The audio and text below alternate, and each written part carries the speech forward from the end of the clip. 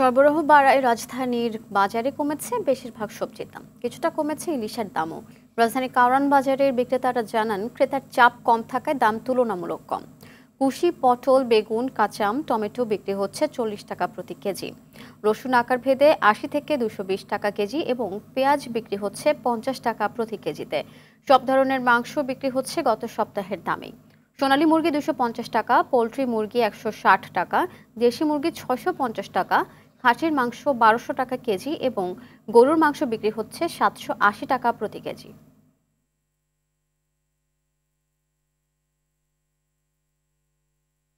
লাল ডিম বিক্রি করতেছি সাদা 120 টাকা, আর লালটা বেচতেছি 130 টাকা। কয়লা মুরগি গেছে সপ্তাহে বেচছি আমরা 160-70 টাকা, এই সপ্তাহে বেচতেছি 160 টাকা।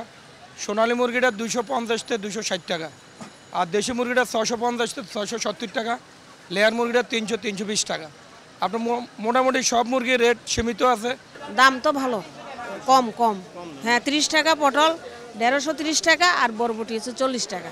মানে এতদিন তো 70-80 টাকার নিচে সবজি পাই নাই, আজকে আপনার 50 টাকা, 40 টাকা, 30 টাকা ভেন্ডি।